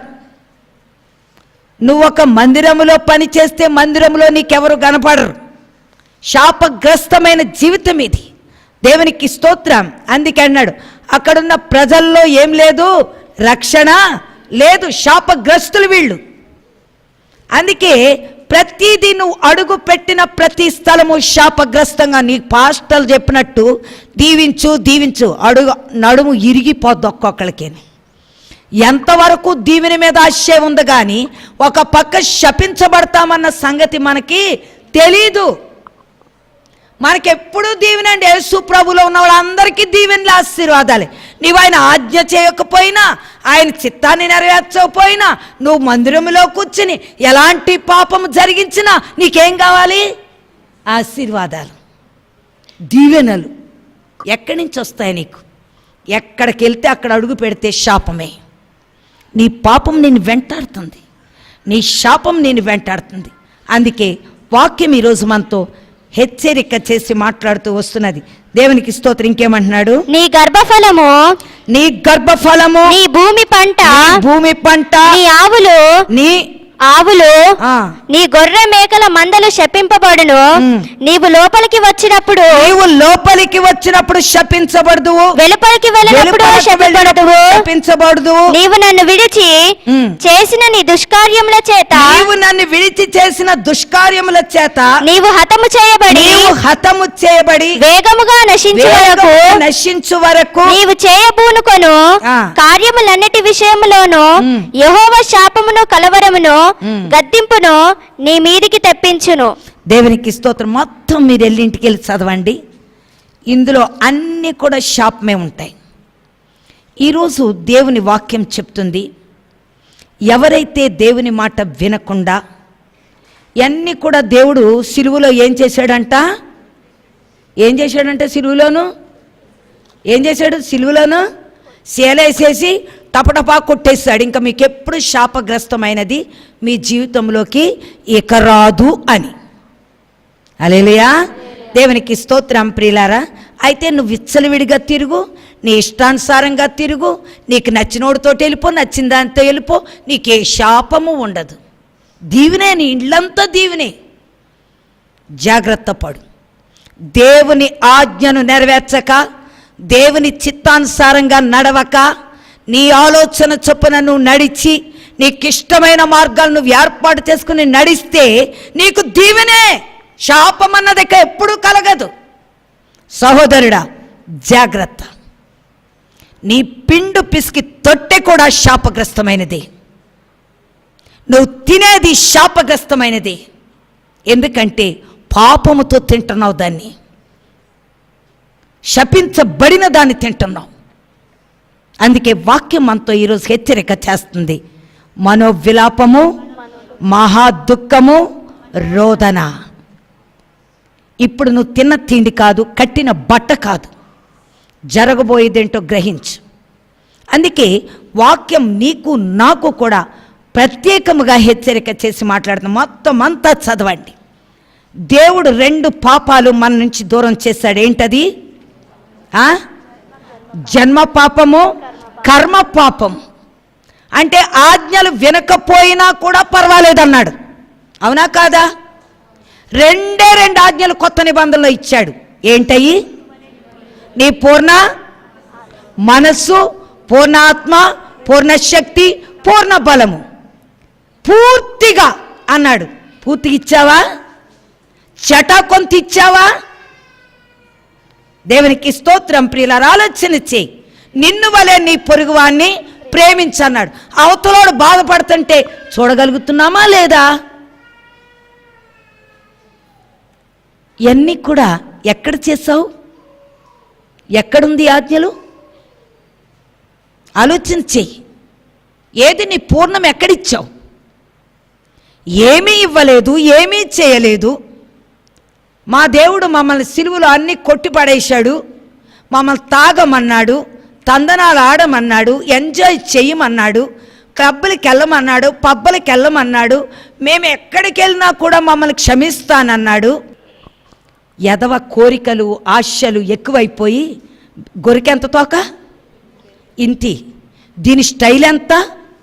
కోటీశ్వరు స్టైలు. దీని బతుకెంత? ఇంతే. ఈ బతుక్కి షోకులు చూపిస్తారు. ఆ షోకులు చూపించి అప్పులైపోయి వ్యభిచార పనులన్నీ చేసి ఆడి దగ్గర ఈడి దగ్గర 5,000 4,000 అప్పులు అడుక్కుని షోకులు బయటకు చూపించాలి. ఇలాంటి దరిద్ర బుద్ధులు మానేయండి. అలాంటి పనులు చేసి దేవునికి స్తోత్రం. ప్రియులారా, అతను అడిగితే మీ ఇస్సి చర్చకు వస్తుందంటే నేను వెంటనే ప్రభు దగ్గర మొరపెట్టాను. ఎవరితో నాకు కావాలయ్యా, దాని తాటలు తీసేయాలనుకున్నాను. దేవునికి స్తోత్రం. ప్రియులారా, జాగ్రత్త. ప్రభు వాక్యం మనకి హెచ్చరిక చేస్తుంది. శాపగ్రస్తమైన జీవితం అది, శాపగ్రస్తమైన బ్రతుకు అది. దాని పాపము దాన్ని వెంటాడుతూ ఉంటుంది. దాని ఇంటిలో దాని పాపం కనిపిస్తుంది. ఒక ఇంటికి వెళ్ళాను. ఆ ఇంట్లో ప్రార్థన చేస్తుంటే మరి అక్కడ ఎంత భయంకరమైన పాపం రన్ అవుతుందంటే, కొడుకే చేస్తున్నాడో, తండ్రే చేస్తున్నాడో, తల్లే చేస్తుందో, పిల్లలే చేస్తుందో మనకు తెలియదు. కానీ భయంకరమైన పాపము ఆ గృహము చుట్టూ నిండిపోయింది. ఆ గృహంలో సహోదరి జాగ్రత్త. క్రియలు మార్చుకోకపోతే కీడు తప్పదని వాక్యం మనకి చెప్తుంది. కీడంటే ఏంటి? శాపము. కీడంటే ఏదో పెద్ద ఇది అనుకోవద్దు. అందుకే ఎంతో జాగ్రత్తగా మన జీవితాన్ని ప్రభు దగ్గర సమర్పణ చేయాలి. మాకేం కాదు అని. కొత్తగా నేను వచ్చినప్పుడు ఒక ఇంటోళ్ళు ప్రార్థన చెప్పారు నన్ను రమ్మని. సరే అని వెళ్ళాను. వాళ్ళకి తెలీదు నాకు ఈ వరం ఉందన్న సంగతి. ఏదో అమ్మగారు కదా, ప్రిన్సిపల్ అమ్మగారు, అప్పుడు నేను స్కూల్ ఉంది కదా, ప్రిన్సిపల్ అమ్మగారు కదా మా ఇంట్లో ప్రార్థన చేస్తే ప్రిన్సిపల్ అమ్మగారికి ఫ్రెండ్షిప్ అవ్వచ్చులే అని పిలిచింది. వెంటనే ఆమె ఏమి క్రియలు చేస్తుందో ప్రవచన ద్వారా చకచకా చెప్పేశాడు. నేను అదే ఫస్ట్ ఆ ఇంటికి వెళ్ళటం, ఆ ముఖాన్ని నేను అదే ఫస్ట్ చూడటం. ఎలా చేస్తుందో, భర్త అలాగే వెళ్తాడు, ఈడు ఇలాగొస్తాడు. అయితే ఏంటిది? ఇది క్రైస్తవ కుటుంబమా? ఏంటి స్థితి? ఏంటిది అసహ్యంగా అనుకుని నా మనసులో చాలా మదనపడి ఒకవేళ ప్రవచనం తప్పెళ్ళిందేమో అనుకుంటున్నాను. ప్రవచనం ఏమన్నా తప్పు జరిగిందేమో, ఎలాగా ఇలాంటి స్థితి ఏంటిది? ఈమె చూస్తే వయసులోనే పెద్ద మనిషిగానే ఉంది, ఏంటి పద్ధతి, ఏంటి క్రియలు, ఏంటి అసహ్యం అనుకున్నాను. ఒకరోజు మా స్టూడెంట్ పరిగెత్తుకుంటూ వచ్చింది. ఏంటి పరిగెత్తుకుంటూ వచ్చా ఏంటమ్మా అంటే, అమ్మా అయ్యి బాబు అంటుంది. ఏంటి అన్న 10th క్లాస్ ఆ పిల్ల. అమ్మో వాళ్ళ అమ్మ అయ్యి బాబోయ్ అతనితోటి బాబోయ్ బాబోయ్ అంటుంది. ఆ పిల్లకి గసగసగా ఉరిగిపోయిందంట ఆ సిట్యుయేషన్, వాళ్ళిద్దరి స్థితి చూసి. నేను అనుకున్నాను ప్రవచనం ఎంత ఎగ్జాక్ట్. ఆ పిల్ల చెప్పేదాకా ఆ కుటుంబ స్థితి నాకు తెలీదు. ప్రవచనం ఎంత ఎగ్జాక్ట్. నిజంగా సహోదరి జాగ్రత్త. ఒక్క దినమైనా నీ క్రియలు బయటకు వస్తాయి. ఒక్క దినమైన ఆ కీడు నిన్ను వెంటాడుతుంది. మనుషులను చూసి తయారవుకో. అందుకే మన తోక ఎంత ఉందో అంతే చూసి అంత తోకతోటి తృప్తి చెంది ఉండాలి. అందరిలాగా మనం కూడా ఎకిలేసాలి వేయాలంటే కాదది. జాగ్రత్త పడాలని వాక్యం చెప్తుంది. ఈరోజు ప్రతి ఒక్కరూ మార్చుకుందాం. లేకపోతే మనో విలాపమో మహా దుఃఖమో మనో వేదన జీవితంలో తప్పదది. అందుకే దేవుడు మనకి ఈరోజు హెచ్చరిక చేసి మాట్లాడుతున్నాడు. దేవునికి స్తోత్రం. ఈ శాపాలని నువ్వు చదువుకున్నాక నాకు ఈ శాపం లేదనుకో. ఈరోజు ప్రతి విషయంలో కూడా జాగ్రత్తగా ఉండాలని వాక్యపూర్వకంగా నేను మీకు హెచ్చరిక చేస్తున్నాను.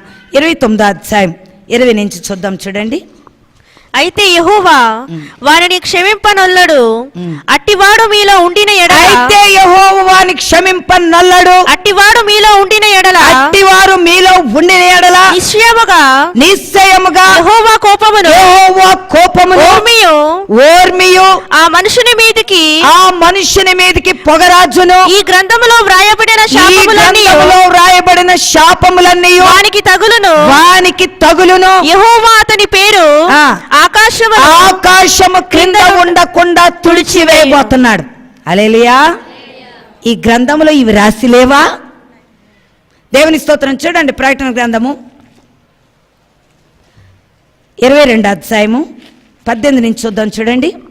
ఈ గ్రంథమందున్న ఈ గ్రంథమందు అన్నాడా, కొత్త నిబంధన అన్నాడా? కొత్త నిబంధనలో కూడా శాపాలు ఉన్నాయి, లేవనుకోకండి. గలతీ పత్రికలో చూస్తే తెలుస్తుంది. ఈ గ్రంథమందున్న ప్రవచన వాక్యములను విను ప్రతివానికి నేను సాక్ష్యమిచ్చినది ఏమనగా ఎవడైనను వీటితో మరి ఏదైనా కలిపిన ఎడల ఈ గ్రంథములో వ్రాయబడిన తెగుళ్ళు దేవుడు వానికి కలుగచేయును. ఎవడైనను ఈ ప్రవచన గ్రంథముందున్న వాక్యములలో ఏదైనా తీసివేసిన ఎడల దేవుడు ఈ గ్రంథములో వ్రాయబడిన జీవవృక్షములోను పరిశుద్ధ పట్టణములోను వానికి పాలు లేకుండా చేయును. కొత్త నిబంధన పాత నిబంధన అమ్మా అది నువ్వు చదివింది?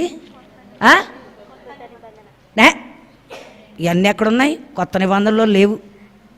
తప్పులు చదవకండి దయచేసి. సత్యమేనా? సత్యమేనంట. చాలామంది మోసపోతున్నారు. అద్భుతాలని వెళ్తున్నావు, మోసపోతున్నావు. అసలు గ్రంథంలో ఏమి రాస్తుందో నీకు తెలుసా? వ్రాయబడిన సంగతులు తెలుసా నీకు? జాగ్రత్త. రాత్రి ఒక యవనస్తుడు నాకు కళ చెప్తున్నాడు. నాకు ఒక కళ వచ్చిందమ్మా అన్నాడు. ఏంటి నాయనా అన్నాను. అయితే దేవుని దూతలు ఆయన్ని పట్టుకుని తీసుకెళ్తున్నాయంట. నేను ఇప్పుడు ఎక్కడున్నాను అన్నాడంట. నేను ఇప్పుడు ఎక్కడున్నాను? అయ్య బాబు ఎక్కడున్నానంటే నేను సాతాను పరిపాలనలో లేనా, నేను ఆడి పరిపాలనలో లేనా, నాకు విడవబడలేదా అన్నాడంట. లేదు విడవబడలేదు, కానీ సాతాను పరిపాలనలో ఏం లేవు, తప్పించాడు దేవుడు అన్నాడంట. తప్పించాడు అనగానే తప్పించేశాడా? అయితే సరి అని చెప్పేసి వెంటనే ఏం చేశాడంటే నేను నమ్మను అన్నాడంట. నమ్మవా? ఎందుకు నమ్మవు అంటే నేను నమ్మను, నేను అసలు వెళ్ళనో లేదో నాకు డౌట్గా ఉందా అంటున్నాడంట. అయితే ఇప్పుడు ఎవరు చెప్తే నమ్ముతావు అన్నాడంట. మా అమ్మ చెప్తే నమ్ముతాను. మా అమ్మ ఉందా, మా అమ్మ ఉంది ఎక్కడ, మా అమ్మ ఉందా అన్నాడంట. ఎందుకు లేదు మీ అమ్మ, రా చూపిస్తానని చెప్పి మంచిగా తీసుకెళ్ళి, చాలా దూరంలో ఉన్నావమ్మా నువ్వు, ఎక్కడో నీ మహిమ వేరుగా ఉంది అన్నాడు. నీ మహిమ వేరుగా ఉంది, మిగిలిన వాళ్ళందరం ఏంటోలాగున్నాం, మామూలుగా ఏంటోలాగున్నాం. అయితే నీ దగ్గరికి తీసుకొచ్చిందిన దేవదూత తీసుకెళ్ళిందంట. ఇదిగో మీ అమ్మ. మా అమ్మ చాలా ఎత్తులో ఉంది, చాలా మహిమలో ఉంది, అమ్మా నన్ను క్షమించు అంటున్నాడంట. హల్లెలూయా. వాడు రాత్రి ఒక కల వచ్చి ఆ కళ నాకు చెప్తున్నాడు. ఈరోజు నా సహోదరి, మనం అనుకున్నట్టుగా ఏది జరగదు. మన పాపాలు మొట్టమొదట దేవుని సన్నిధిలో దేవుని రక్తంలో కడగబడాలి, దేవునిలో పరిశుద్ధపరచబడాలి. మొట్టమొదట దేవుని దగ్గరికి వచ్చిన నువ్వు పాపాన్ని మొట్టమొదట వదులు. నీలో అంతరంగంలో ఉన్న భయంకరమైన పాపం, అపవిత్రత, అది తొలగించబడాలి. అది తొలగించబడకపోతే ఈ గ్రంథంలో రాయబడిన ఏమొస్తున్నాయి వాళ్ళకి? హల్లెలూయా, దేవునికి స్తోత్రం. అందుకే ఇక్కడ మరి 29 ద్వితీయోపదేశ కాండంలో 20వ వచనం చూస్తే ఏమంటున్నాడు అక్కడ? అయితే యెహోవా వారిని క్షమింపనొల్లడు, యెహోవా వారిని క్షమింపనొల్లడు, అట్టివాడు మీలో ఉండిన ఎడల నిశ్చయముగా యెహోవా కోపమును ఓర్వమియు ఆ మనుషుని మీద పొగరాజును ఈ గ్రంథములో వ్రాయబడిన శాపములన్నీ వచనం చూస్తే మీకు క్లియర్ గా తెలిసిపోతుంది. చూడండి, అట్టి పనులు చేయువాడు ఈ శాపవాక్యములను వినునప్పుడు మద్యము చేత తప్పి తీర్చుకొనవలెనని నేను నా హృదయ కాఠిన్యమును నడుచుచుండినను నాకు క్షేమము కలుగుతాది. హల్లెలూయా. నేను ఎంత కఠినంగా నడిచినా కూడా నాకు క్షేమమే వీడు అనుకుంటున్నాడు. అందుకే ఇక్కడ వాడు క్షమించబడడు అంటున్నాడు. హల్లెలూయా, దేవునికి స్తోత్రం. వాడు క్షమించబడాలి అంటే దేవుని మాటలు విన్న వెంటనే వాడి హృదయం ఏం కావాలంట? హల్లెలూయా, పశ్చాత్తాపముతో దేవుని సన్నిధిలో రోదించి అంగలార్చాలి. హల్లెలూయా. సహోదరి, పరలోక రాజ్యం వెళ్ళిపోతావు. ఇంత పెద్ద స్థలం, అందుకే అన్నాడు మార్గము సత్యము జీవము నేనే. నా మార్గములో నడవాలి, నా సత్యాన్ని అనుసరించాలి, నా జీవము వారిలో ప్రవహించాలి, వారిలో నేను నాలో వారు. ఇలా ఉన్నట్టయితే వారు ఎక్కడికి వెళ్ళబోతున్నారు? హల్లెలూయా, మార్గము గుండా రాజమార్గములోకి పరిశుద్ధ స్థలములోకి వెళ్ళబోతున్నారు. వెచ్చలివిడిగా జీవిస్తూ, వెచ్చలివిడిగా మాట్లాడుతూ, వెచ్చలివిడి క్రియలు చేస్తూ, ప్రభు నన్ను క్షమిస్తాడు, పరలోక రాజ్యం నాదంటే నిశ్చయముగా క్షమించడు అంటున్నాడు. క్షమించను నేను శాపవచనాలు చెప్పినప్పుడు, ఇలాంటి స్థితి వస్తుందని చెప్పినప్పుడు వాడు అంగీకరించకపోతే ఎట్లా క్షమిస్తాను? వాడు హృదయం కఠినముగా ఉంది అంటున్నాడు. హల్లెలూయా. అందుకే ఈరోజు భయంకరమైన సంగతులు భూలోకంలో జరగడానికి మూల కారణం అదే.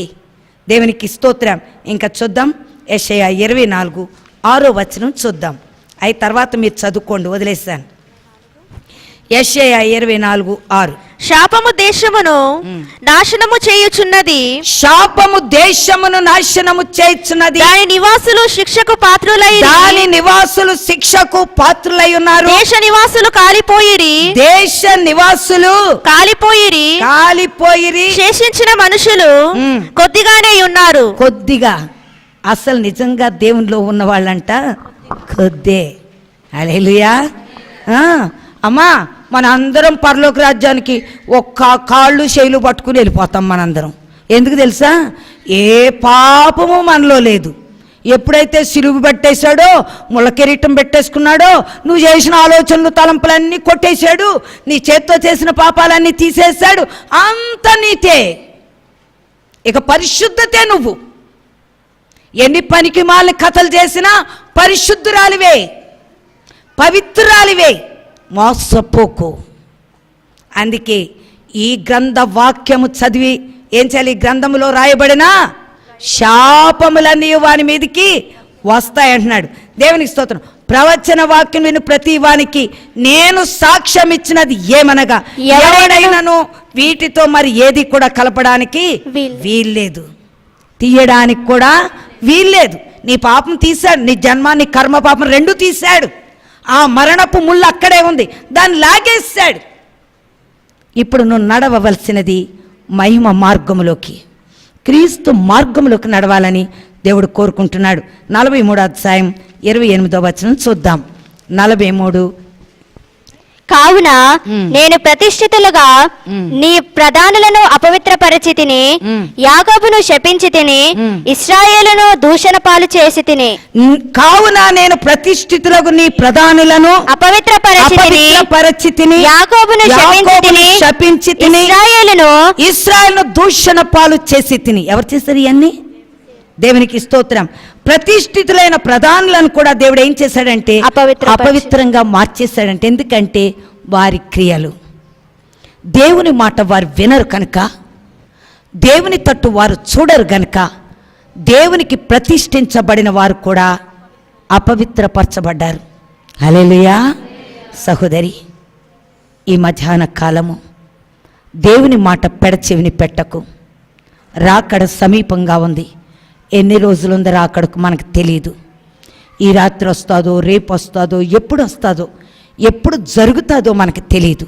1 నెలకు జరుగుతుందో, 2 నెలలకు జరుగుతుందో, సంవత్సరానికి జరుగుతుందో, ఎప్పుడు జరుగుద్దో, 2 సంవత్సరాల లోపల జరుగుద్దో, ఏది మనకు తెలియదు కనుక ఇప్పటికిప్పుడే ఆ టయానికి దొంగ ఆ టయానికి కుడి పక్కన ఉన్నాడు కదా, ఆ దొంగ అయ్యా నన్ను క్షమించన్నాడు, నేడే పరదైస్లో ఉన్నావన్నాడు, నేను కూడా నా జీవితకాలం అంతా నా ఇష్టానుసారంగా నడిచి అయ్యా క్షమించ, అమ్మా పరదైస్లో నాతో వచ్చేయమ్మా, లెగిసి వెళ్ళిపోదామన్నాడు.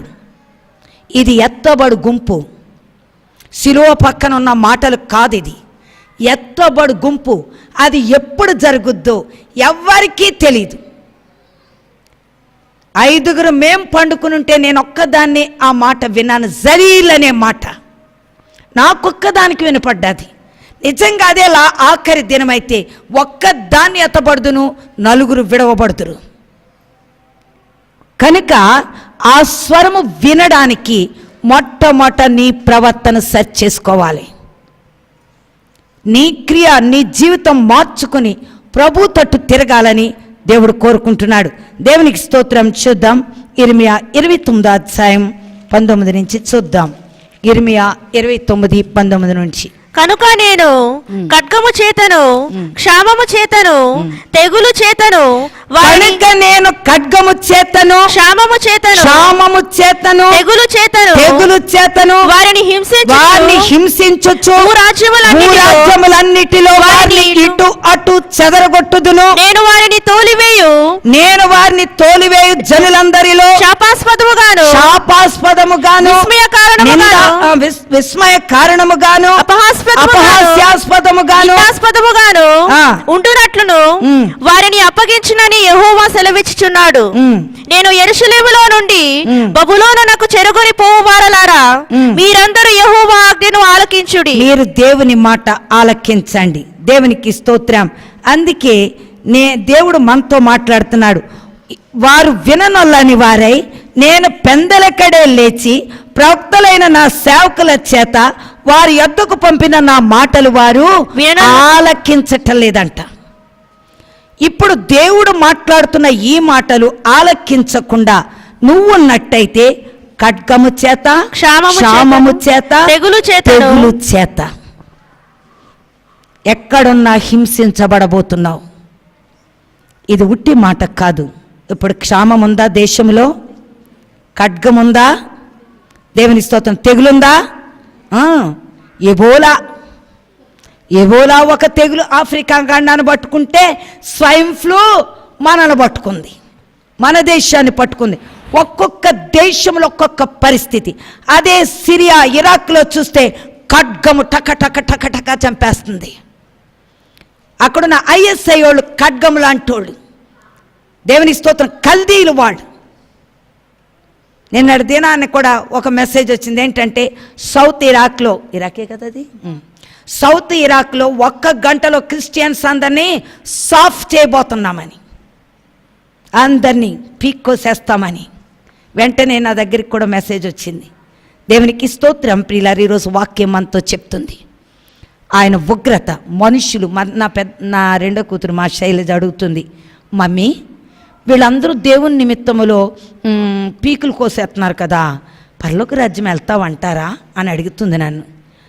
అయితే నేనన్నా, యెషయా గ్రంథంలో, యెషయాలోనే కదా చెప్తున్నాడు, ఏమంటున్నాడు, యెరూషలేము చుట్టూ తిరిగి చూడుడి, యెరూషలేములో జరుగుతున్న హేయ కృత్యాలు, చెడు పనులు, చెడు చూపులు, చెడు జీవితం ఎంత చెప్పినా వీటికి అర్థం కావు.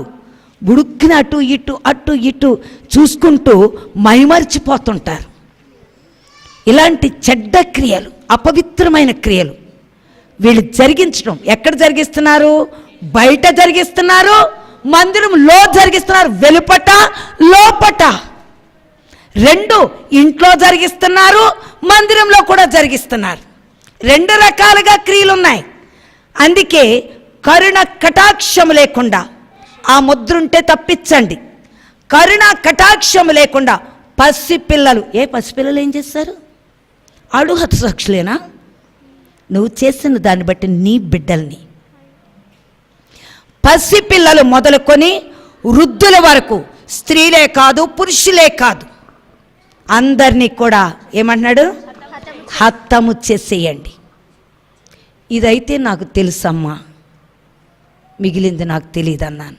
ఇదైతే నాకు తెలుసు, ఆ తీర్పు ఎలాగుందో దేవునికి తెలుసు, నాకు తెలియదు అన్నాను. హల్లెలూయా, దేవునికి స్తోత్రం. ఆయన రాసిన గ్రంథాల్లో ఉన్నదాన్ని బట్టి మాట్లాడతాం అంతే. వారు ఏ ప్రకారంగా మరణమవుతున్నారో అదొక్కటే మనకు తెలుసు. ఆడ పెచ్చ దుర్మార్గుడు బాధొచ్చాడు అంటారా? అదా ఎన్ని కొంపలు నాశనం చేసింది, సచ్చింది బాగానే అంటారా? బాగా చంపారు అంటారా? మరి ఆలోచించేయండి, మనం ఎంతకాలం చేద్దాం ఇది? పాపం తెలిసాక కూడా చేద్దామా? అపవిత్రత తెలిసాక కూడా చేద్దామా? మీరే ఆలోచించేయండి.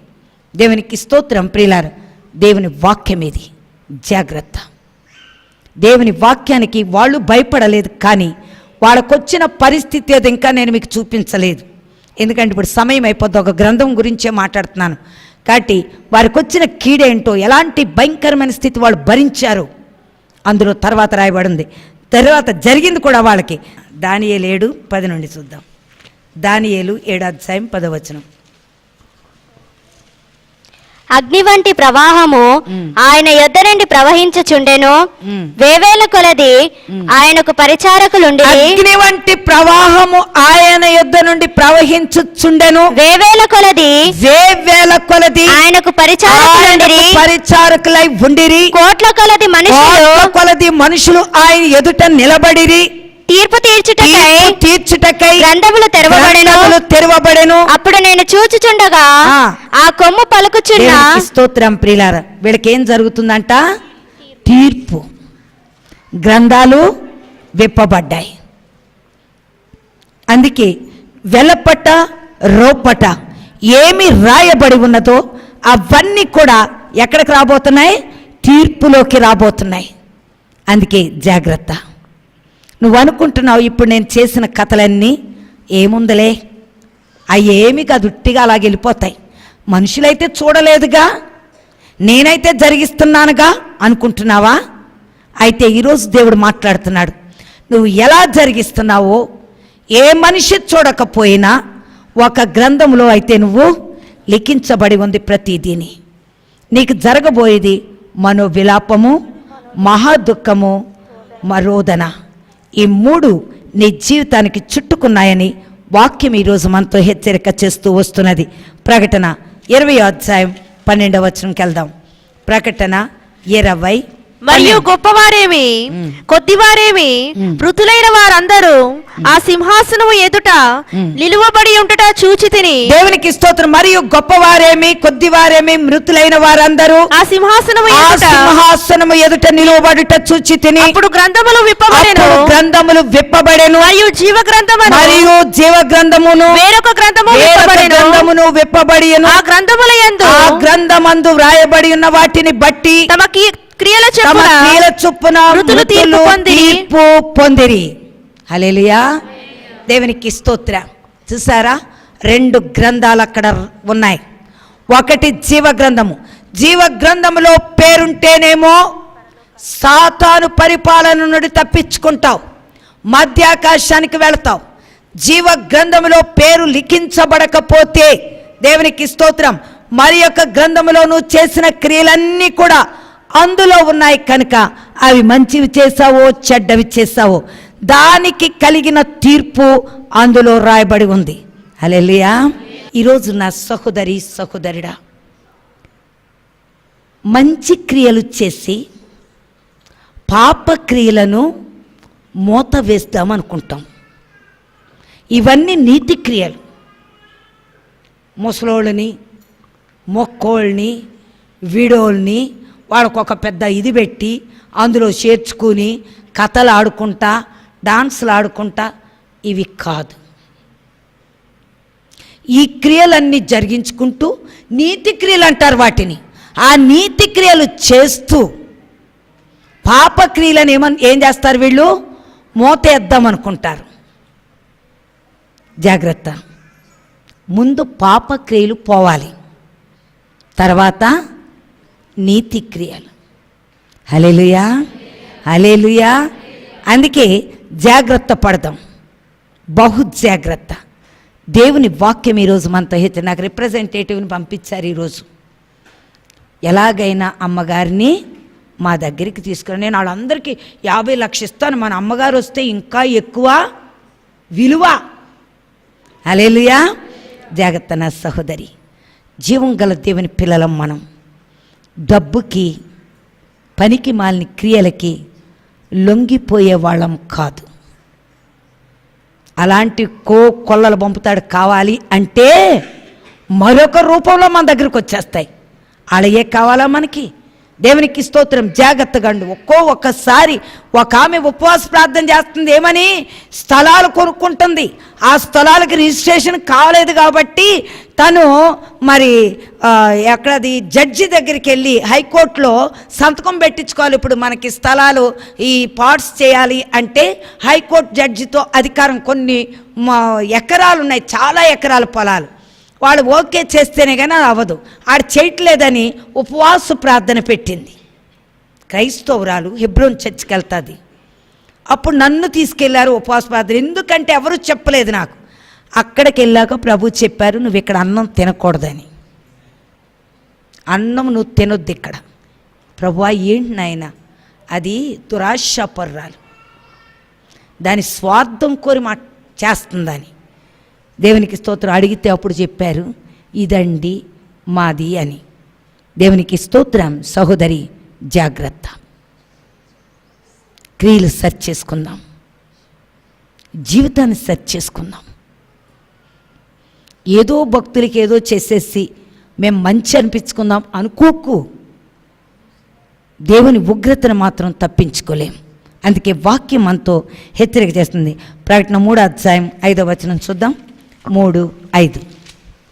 జయించువాడు అలాగున తెల్లని వస్త్రములు ధరించుకొనును. వారు ఏం జయించాలి? లోకాన్ని జయించాలి, లోక ఆశలను జయించాలి. జయించిన వారు అలాగా తెల్లని వస్త్రములు ధరించుకొనును. తెల్లని వస్త్రములు ధరించుకొందురు. జీవ గ్రంథములో నుండి అతని పేరు ఎంత మాత్రము తుడిపివేయబడదు. హల్లెలూయా. వారికి మనోవిలాపము, మహారోదన, దుఃఖము ఇవి ఏమీ ప్రాప్తించవు. కారణం వాడు జయించాడు లోకాన్ని. వెలుపట లోపట వ్రాయబడినది గ్రంథాన్ని బట్టి ఆలోచన చెయ్యి. జీవ గ్రంథములో నీ పేరున్నట్టయితే నీవు లోకాన్ని జయిస్తావు. లోకాన్ని నువ్వు జయించకపోతే నిశ్చయముగా ఈ మనోవిలాపము మహా దుఃఖములోకి మనం రాబోతున్నామని వాక్యం చెప్తున్నది. 13వ అధ్యాయం 8వ వచనం చూద్దాం. 13:8. భూనివాసులందరూ అనగా జగదుత్పత్తి మొదలుకొని వధింపబడి ఉన్న గొర్రె పిల్ల యొక్క జీవ గ్రంథము ఎవరి పేరు రాయబడలేదో వారు ఆ మృగమునకు నమస్కారము చేయుదురు. చేయబడుదురు. ఎవడైనను చెరపట్టవాడైతే వినును గాక. ఎవడైనను చెరపట్టవలనని ఉన్న ఎడల వాడు చెరలోనికి పోవును. ఎవడైనను ఖడ్గము చేత చంపిన ఎడల వాడు ఖడ్గము చేత చంపబడవలెను. జీవ గ్రంథములో మరి యొక్క గ్రంథము 2 ఉన్నాయి. జీవ గ్రంథములో ఎవరి పేర్లు రాయబడ్డాయి, ఎలాంటి వారి పేర్లు ఉన్నాయి అక్కడ. అందుకే నువ్వు తప్పించబడాలి అంటే నువ్వు లోకాన్ని జయించాలి. రెండవది, జీవ గ్రంథములో నీ పేరు రాయబడకపోతే నీవు చెరకు వెళ్ళాలంటే చెరకు వెళ్తావు. ఎవరినైనా చంపినట్టయితే నువ్వు కూడా అలాగే చంపబడతావని వాక్యం చెప్తూ ఉన్నది. 17:8 చూద్దాం. 17వ అధ్యాయం 8వ వచనం. నీవు చూచిన ఆ మృగము ఉండెను గాని ఇప్పుడు లేదు. అయితే అది అగాధ జలములో నుండి పైకి వచ్చుటకును నాశనమునకును పోవుటకును సిద్ధముగా ఉన్నది. భూనివాసులలో జగదుత్పత్తి మొదలుకొని జీవగ్రంథమందు ఎవరి పేరు రాయబడలేదో వారు ఆ మృగముండెను గాని ఇప్పుడు లేదు. అయితే ముందుకు వచ్చుచున్న సంగతి తెలుసుకొని ఆశ్చర్యపడుదురు. దేవునికి స్తోత్రం. జీవ గ్రంథములో ఆ పేరు ఉన్నవారే తప్ప మిగిలిన వారెవ్వరు కూడా తప్పించుకోలేరు. ఆ మృగానికి నమస్కారం ఎవరు చేయబోతున్నారో దేవుని వాక్యం మనకు సెలవిస్తుంది. దేవునికి స్తోత్రం. కనుక ఈరోజు జీవ గ్రంథములో నీ పేరు రాయకపోతే ఇప్పుడే దేవుని సన్నిధిలో నిజమైన ఉపవాసం, ఇంకా 5 దినాలు మాత్రమే ఉంది. నిజమైన ఉపవాసం చేసి, ప్రభువా నా పేరు జీవ గ్రంథంలో రాయనైనా, నేను ఈ భూలోకములో నుండి తప్పించుకుని నీ రాజ్యంలోకి నేను రావాలని దేవుని అడుగుదాం. దేవునికి స్తోత్రం. 21వ అధ్యాయం 27వ వచనం చూద్దాం. 21:20. గొర్రెపిల్ల యొక్క జీవగ్రంథమందు రాయబడిన వారే దానిలో ప్రవేశింతురు గాని నిషిద్ధమైనదేదియో గొర్రె పిల్ల యొక్క జీవ గ్రంథమందు రాయబడిన వారే తప్పించుకొందురు కానీ నిషిద్ధమైనది ఏదైనను అసహ్యమైన దానిని అబద్ధమైన దానిని జరిగించువాడైనను దానిలోకి ప్రవేశించడు. దేవునికి స్తోత్రం. అలాగే 20:15 చూద్దాం. 20:15. ఎవని పేరైనను జీవగ్రంథము రాయబడినట్టు జీవగ్రంథమందు రాయబడినట్టు కనబడని ఎడల వాడు అగ్నిగుండములో పడవేయబడబోతున్నాడు. హల్లెలూయా, హల్లెలూయా. సహోదరి సహోదరుడా, 35 దినాల నుండి దేవుడు ఎన్నో సంగతులు మనకి, అవి కూడా అంతిమ కాలపు తీర్పును గురించి, గ్రంథాల గురించి, కీడుల గురించి ఎన్నో చెప్తున్నాడు. కాబట్టి ప్రతి ఒక్కరము తప్పించుకొని పరలోక రాజ్యానికి వెళదాం. ఒకవేళ ఈ మాట నువ్వు విననట్టయితే, ఈ మాట నువ్వు అనుసరించినట్టయితే నిశ్చయముగా విడవబడుట తప్పదు. అది ఏ రాత్రి ఏ పగలు ఎలా వస్తుందో మనకి తెలియదు. అది ఒకవేళ తెలుసుంటే మీతో చెప్పుదును, తెల్లవారి మారుమనసు పొందుదురు. కానీ ఇది అలాంటి పరిస్థితి కాదు. ఎలా పడితే అలా మనముండి నిద్రపోతే ఆ నిద్రలో ఒకవేళ ప్రభు స్వరం వినబడితే నువ్వు ఆ స్వరాన్ని, నీలో ఆయన జీవం ఉంటేనే ఆ స్వరము నీకు వినబడుతుంది. నీలో ఆ జీవము లేకపోతే ఆ స్వరము నీకు వినబడదు.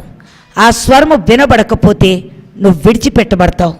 కనుక ఈ మధ్యాహ్నం అయినా మనసు మార్చుకొని ప్రభు తట్టు తిరిగి, తండ్రి నన్ను క్షమించు, నా ఆత్మను నా క్రియలను మార్చు తండ్రి, నన్ను సరిచే తండ్రి, నా ప్రవర్తన అంతా మార్చుమని ప్రభుని అడుగుదాం.